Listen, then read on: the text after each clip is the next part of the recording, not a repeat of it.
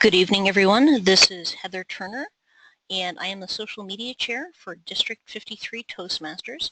And tonight we are going to be talking about Meetup for Toastmasters. Just a couple of housekeeping things before we start. We are recording this session, and it will be available on the District 53 website by tomorrow. If you have questions that you would like to know about Meetup, please ask them to the question bar to the right. There's a small box that says ask a question, and I will address any questions at the end of the webinar. And please ask them as you have them. So tonight we're going to do a very quick run through of how to set up a Meetup account. It's fairly self-explanatory. And when you sign up for Meetup in the very beginning, you're going to end up with this basic screen, and you'll end up with Start a Meetup Group. And it'll run through just how to set up a general Meetup group. And in order to set up a Meetup group that has 3 different accounts or sub-accounts under it, you're actually going to just repeat the process of doing that. So your second time and your third time for setting that up, you'll just sign in and go to Start a Meetup Group to start your second and third groups.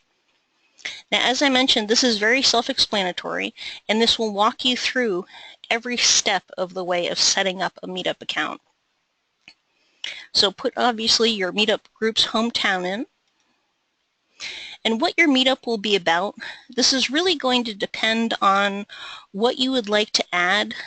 If you have certain ethnic groups that you have a high density of in your particular area, they might want to be a topic that you would actually add as people might search for something in specifically. Creative writing, for example, could also be a topic. All of these are changeable at any time, but it is important to have particular topics, what your Meetup group is about. So think of Toastmasters, and I like to think of when you're trying to pick up topics for your Toastmasters Meetup group is put together a mind map and put Toastmasters in the middle of a circle and draw spokes out from it and put what you think of when you think of Toastmasters. And many of those can be used as a topic. Professional development, for example, leadership, communication skills, but there might be other things, and there's quite a few more topics in here that you can pick that would probably be applicable to a Meetup group. And I noticed we just had quite a few more people join us for tonight. So in case you did miss the introduction, we are taping this. It will be available on the District 53 website by tomorrow. And I would encourage, if you have questions as we go along, to please ask them on the right-hand side of your toolbar. There is a question box, and I will address them at the end of the webinar. Now, your Meetup group's name should be as specific as possible, and it should try to match what your actual club name is. Meetup does show up quite highly in Google and Bing search, so it will actually affect your search engine optimization for your club. So try to make it exactly the same as your actual club name. Now, who should join and what your Meetup will do? In particular, make sure that you have Toastmasters in here, because again, this will affect your search engine optimization. I took some of this directly from our Toastmasters Club website. And then of course you can add some own personalization to it. And again, all of this is very self-explanatory. As soon as you're done, it will give you a next button and walk you through every step of this. And of course it will ask you to agree and continue. Now they give you a coach, and the coach actually doesn't do anything when you sign up initially, but after you've created your first Meetup group, you will get several emails from a contact Meetup coach, and if you have particular questions, they will be your point of contact.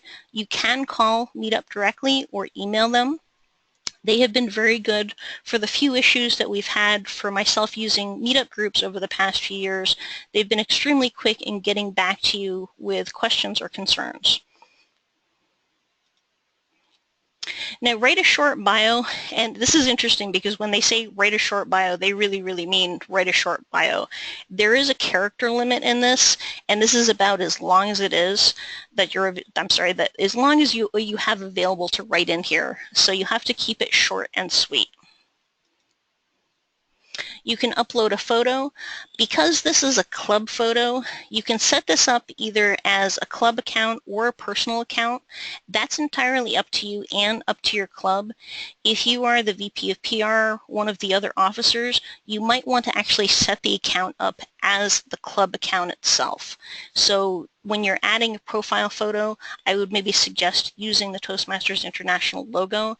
This is okay with Toastmasters International. I did check with them to make sure it was fine. Now write a welcome message. So this means that when someone signs up to become a member of your Meetup group, then they will automatically get this. This can be customized and this can be changed at any time. I would have to say Meetup is nice because anything that you've entered initially, if you need to go back and edit it at any time, misspelling, you want to correct something, you want to add or delete something, it's extremely easy to go back in and edit it after the fact. Now, when you first set up your Meetup group, you are, as the club or the club organizer, the only member of it. What I would suggest is adding all of the email addresses of your club members to this. Make sure they're separated by commas. And I'd also recommend sending out a separate email from your regular email account telling them, hi guys, fellow club members, we have set up a Meetup group if they don't know already. I would encourage you to join the Meetup group and send them the actual physical URL of the Meetup and say, we need to have more initial members in here. We'd love to have you participate in saying we're coming to the meetings. But more importantly, let them know by regular email, because Meetup emails initially, or especially the initial invite ones, may end up in people's spam folders. Now this is what a very basic Meetup looks like. We just set this one up on a shared account with one of my other ones, and it's very, very basic looking. You can definitely customize this, but this is exactly what it looks like when you set it up for the very first time. Now to make it a little bit more zippy or a little bit more pizzazzy, you can go to Group Tools and then Edit Appearance, and you'll find that the edit tools are down here at the bottom. So if you go into the Toastmasters International, they have a brand guide which gives you colors. You can adjust them to be the Toastmaster colors, or you can adjust them to be any other colors that you'd like. But this gives you a little bit more customization just to make it look a little bit more interesting and a little bit more professional. You can upload a banner image, and you can also on the home page upload a regular group logo or photo here. Now in the group settings, and I would really recommend, I'm not going to take up a lot of time on this because there are a lot of options, go in here after you've set up your Meetup group and just go in here and click on all of these things. The group headline, what are members called, adding meetups. You can't break the back end of this. It's very, very easy to bop around in the back end. Meetup, since I've started using this several years ago, has not changed a single thing in the back end of this. And in order to really get familiar with this, I'd really recommend spending a lot of time in this group settings and just see what all of these different things do and the different options that are available for you. Now, leadership team, as an organizer, you're the one that started it. You can have co-organizers, assistant organizers, or event organizers. I would really recommend having several other club members that are very involved with the club be either co-organizers or assistant organizers.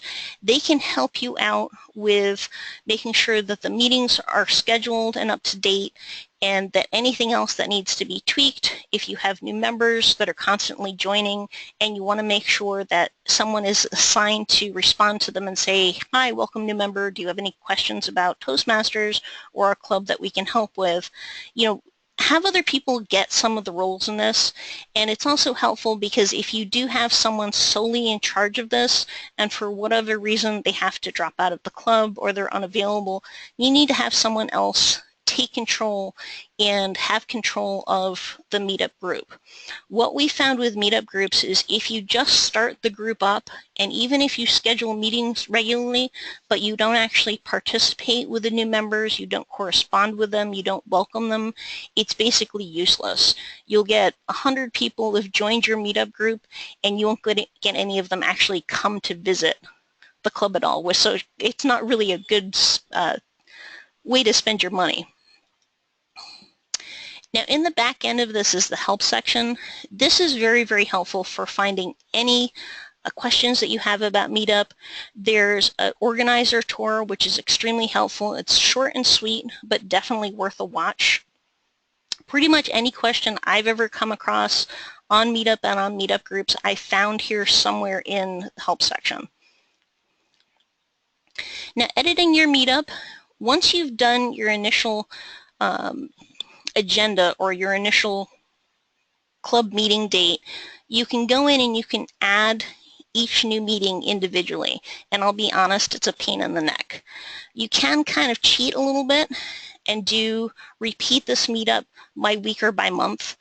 I do warn you, if you do by week, by month, or it lets you do every couple of weeks, it will definitely be consecutive. So if you have the first and the third Monday, for example, it will put those two in, but it will also put the fifth Monday as well. And then you need to go and edit that one so the dates are correct.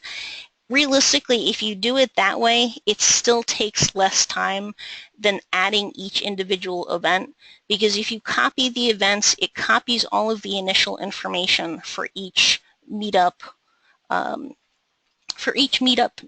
literally. If you schedule them individually, you have to set and copy and paste where it's located, the event date, the event time, the event description, and it gets a little cumbersome. It's easier to do the repeat, even though you have to edit after the fact. Now, there's two types of organizer subscription plans, basic and unlimited. The basic one is it lets you have up to 3 other organizers, so 4 in total, and then 50 members in their Meetup groups. Realistically, and I've talked to several Toastmasters clubs that have had this and they haven't found it worth it, because if you have 70 members in your Meetup group, it will automatically push you over to the unlimited plan. And if you have 40 members, it will also push you over to the unlimited organizer plan. But 50 members, realistically, I've seen Meetup groups that have had, 150 members or 300 members, but they only actually have 15 people that will show up. So in terms of, whether this is worth it, it really isn't. Even if you're going to use it as a sole club to do Meetup, the unlimited plan, while a little bit more expensive for a single club, is a lot more cost effective. Now, this is subscription pricing. It says starting at $9.99 a month or unlimited is $14.99 a month, but the plans are charged in 6-month increments. From what I understand from Meetup, if you cancel your Meetup account, I think it's if you have 30 days or 60 days left out of the 6-month, they will give you they'll give you a refund on it. It really depends, I think, on whether the Meetup groups have been used or not. Now, in order to make other members, so other club members or club officers, co-organizers, you actually have to get them to join your Meetup group and then go to their individual page. And there's a little tab here that says Admin Tools, and then go to Manage Roles. And from there, you can add them as an administrator or a co-organizer or however you'd like to label them. Now, this is an example of repeating every 2 weeks on Monday. And so here's where, if you did the repeat scheduling, you could go in and you could actually edit the date, for example.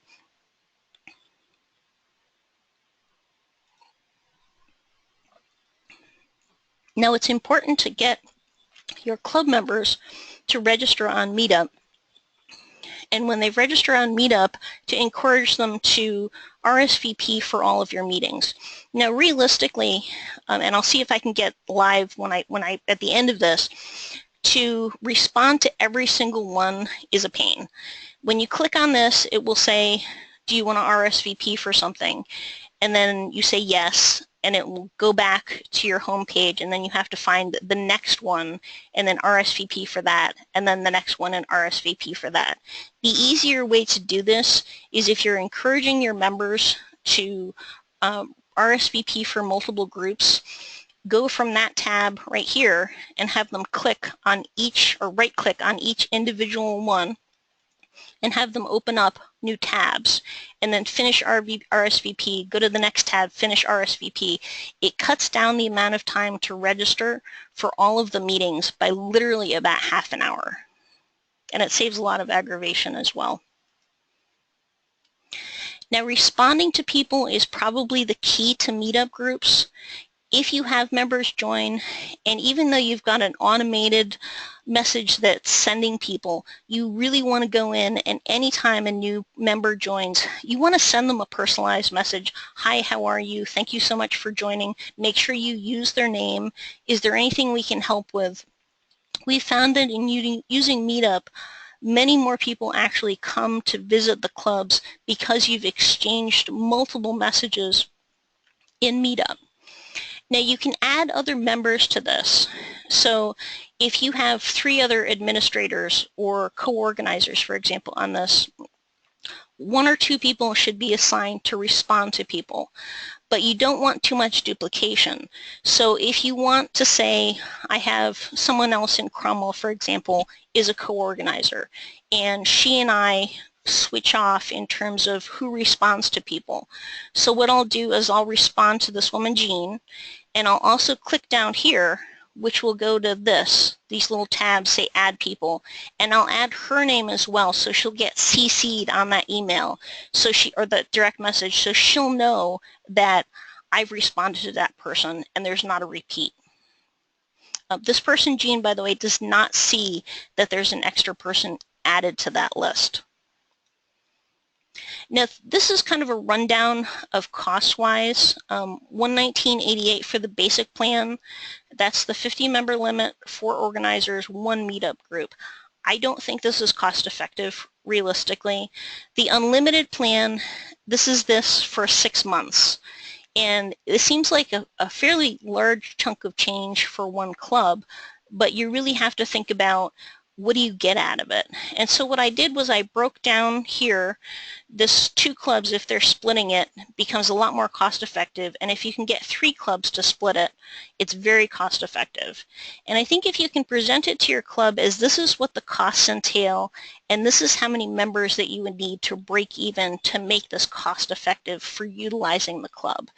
If you're finding after 6 months or a year of using Meetup that this is not working for you, then it would be something that I wouldn't recommend. But make sure that you look at this number, and if you're getting 10 new members a year out of this, then it is definitely worth it.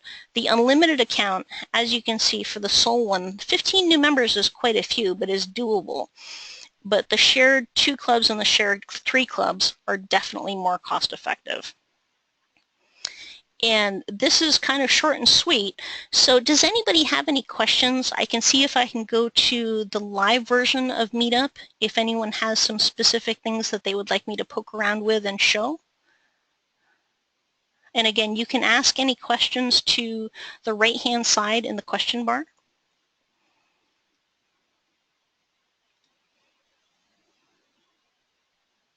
Oh, okay. In the organizer, and I'm actually glad I pulled this up, this is the organizer subscription for the unlimited account. And if you go to social media, each separate account, on this one, for example, we've got Cromwell and we have my Enfield Toastmasters Club. Both of those individual pages have the option of giving you specific links both to the website and to any social media accounts that the club has. In the back end of your own account, though, if you put social media in and you put Facebook, for example, and you put it to Enfield Toastmasters, it will also show up on the other groups, for example. And Rich, you had a question?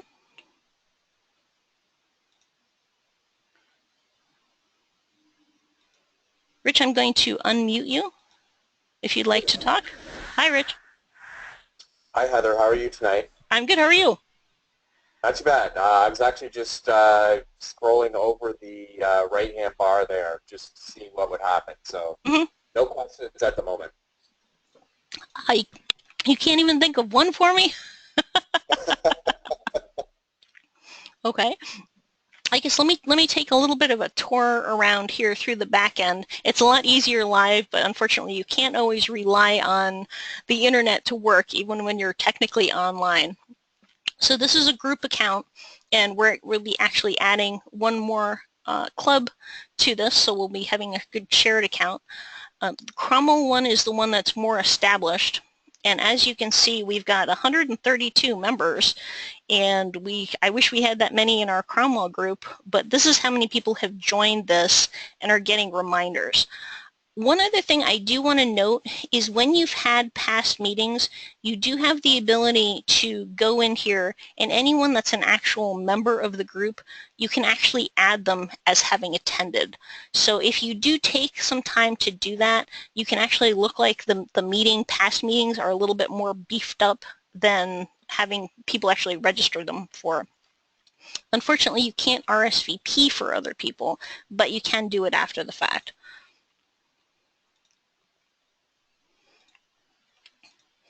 Okay, let's see if I can, and as you can see, here's what I was talking about. If I clicked on this, this would go to Cromwell's Facebook page and their Twitter account, and here we have this particular link is for the website. And so here's their organizers, myself, some of our other club officers. And so in here, for example, we're about critique group, local activities, fear of public speaking. So there's some really interesting things that you can stick in here for keywords, because this is what people are going to be searching for when they're looking for meetups. Hi, Joe. You have your hand raised. I am unmuting you. And you are self-muted, so if you would unmute yourself, then you can ask a question. Oh, you're very... Yes. Hello, Heather. Hi, Joe. See how good you are? You can even tell from this side what I'm doing.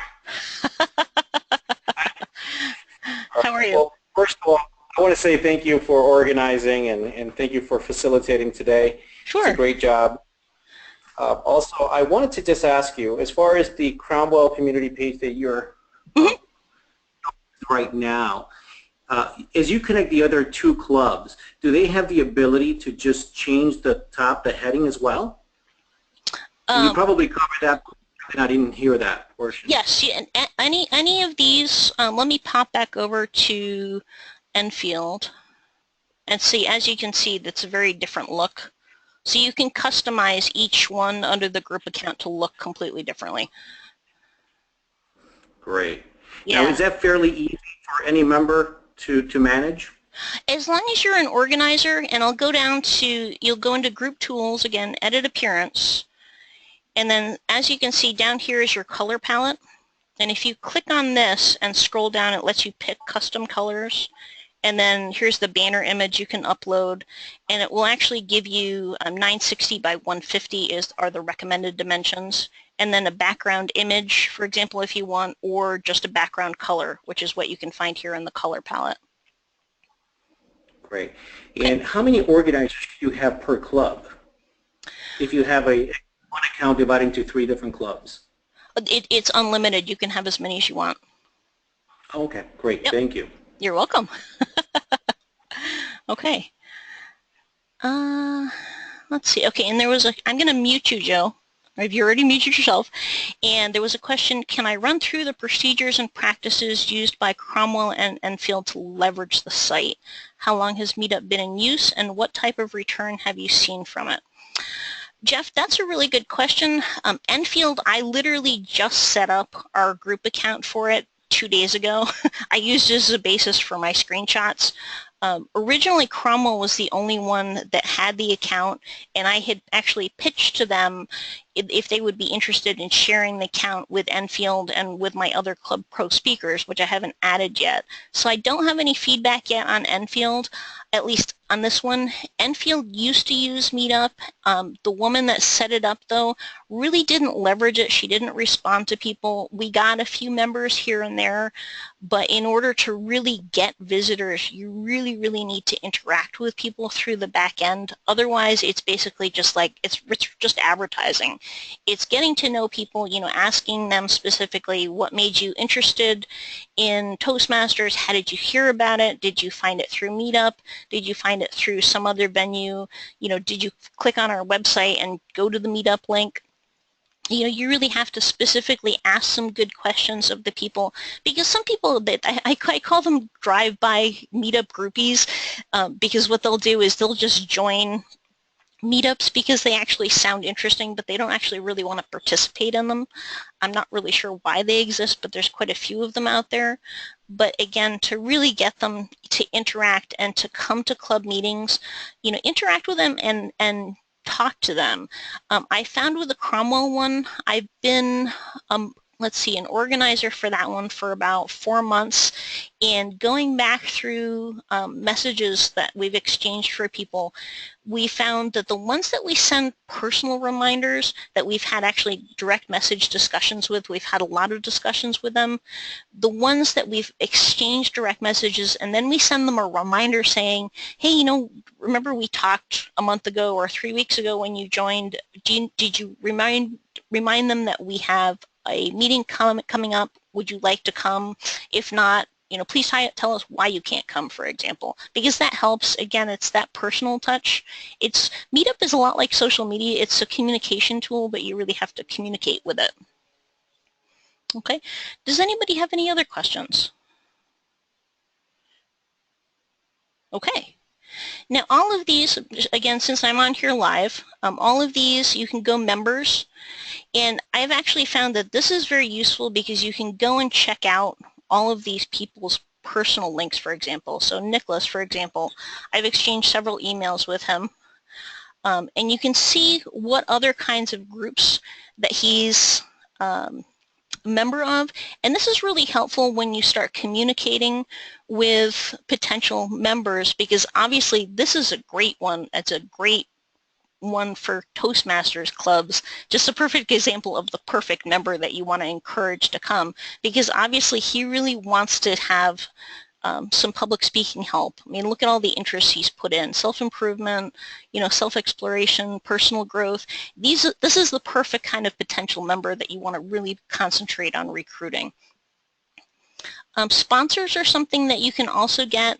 The sponsors, I don't know how applicable that would be to Toastmasters groups itself, but if you were using Meetup to recruit some people and you could maybe get a local business to buy into it, they can help you actually pay for your Meetup group. Photos are something that you can add to the group as well. That really depends on how much interaction beyond talking to members personally that you want to have. I would really recommend if you add photos here, and I know Toastmasters clubs are pretty good about having everybody okay with taking photos, but if you're adding multiple photos in here, I would really recommend asking people in advance, is it okay if we put your pictures up here? Meetup is viewed a little bit differently than putting photos on Facebook pages, because realistically it's a lot more public. Now, pages are things that you can add either as an organizer, or you can have it open so attendees can add their own pages.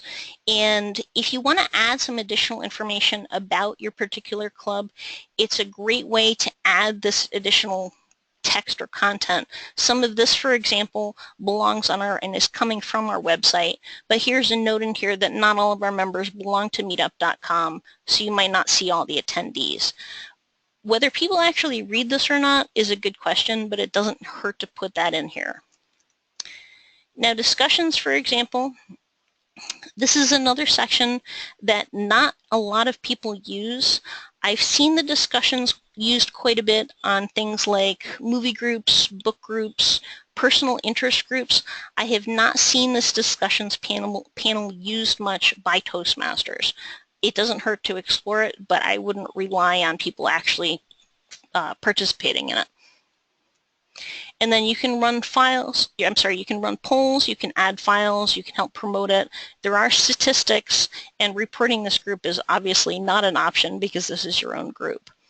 Scheduling a meetup, you can email all the members, group settings, money. You can accept money, or you can accept money through Meetup. They do take a hefty chunk of change through here, so I wouldn't necessarily recommend using this as a substitute for club dues because you're going to take any club dues that you make and you're going to be paying Meetup for it.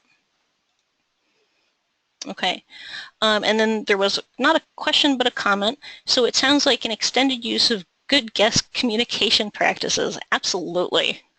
As I said before, Meetup is extremely self-explanatory. I just would recommend people go in here, they poke around, you really can't break it, see what it can do, customize it, use it, and at the end of 6 months to a year, if you're not finding that it's working for you, don't continue it. And we have another hand raised, so Joe, I'm going to unmute you again, if you'd like to unmute yourself. Can I do it? Yes. Okay. What was that again, please?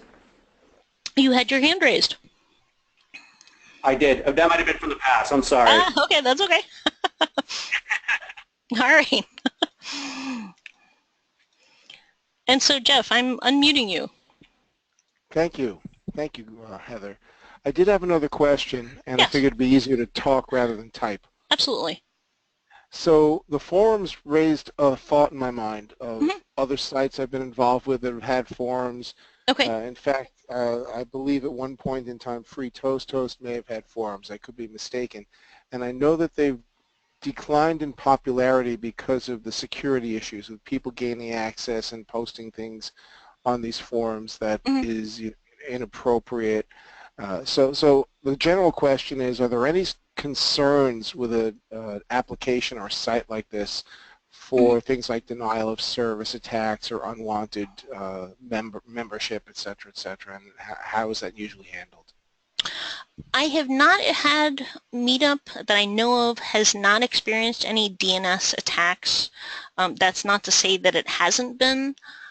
I know that they've got servers all over the place, and I tend to think that they're probably so widespread.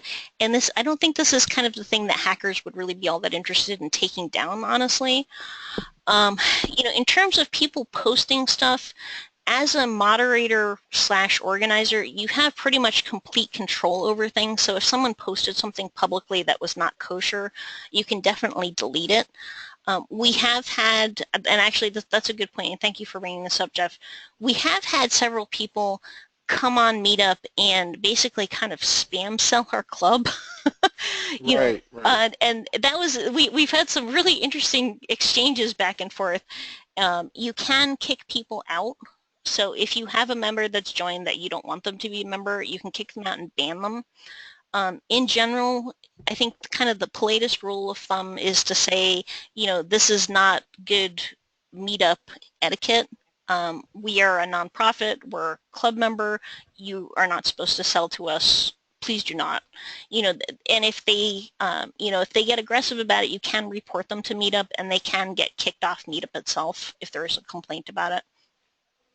Gotcha. All right, so it sounds pretty reasonable, and you shouldn't have too many issues with it. There really isn't in the back end, and let me see if I can get back here, for example, to profile.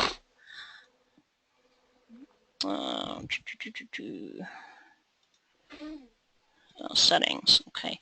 There is mobile, email, privacy, email updates. Okay, here we go. This is where you can select how much content you're getting from people.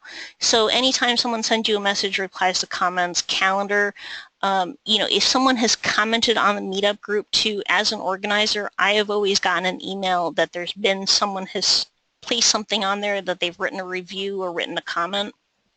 So you really get notified of all of those details. Cool. Yeah. One follow-up question. You talked, and rightly so, about really needing to be on top of activity on here. Yes. Like I said, it is an extension of general good guest communication where you respond to phone calls and emails. You try to build a personal bond with your guests so that they feel a part of your club, et cetera, et cetera. How many people do you feel would be a good size for a committee to manage a meetup site? I would say 2 or 3. You know, realistically, I think probably the best way to split it up would be one person to even if it's already set up or if it's not set up, one person to set it up and make sure that the dates are up to date, and then have 2 people basically assigned to communicating with new members.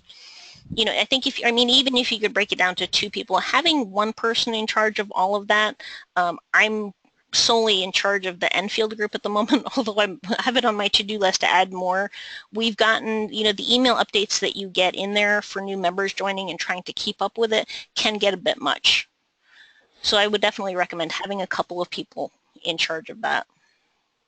Okay, great. Thank you so much. Oh, you're welcome. Okay. Does anybody else have any other questions? Okay. If that is it, that pretty much wraps this up. I figured it would be short and sweet, and so it is. And if you have additional questions, when you registered for this, you did get a copy of my email address. So if you have questions after the fact, please just shoot me an email if you have things after the fact that you'd like to ask, and I'd be happy to follow up. Again, this has been taped. It will be available on the District 53 website by tomorrow, and I hope everybody has a wonderful evening. Thank you.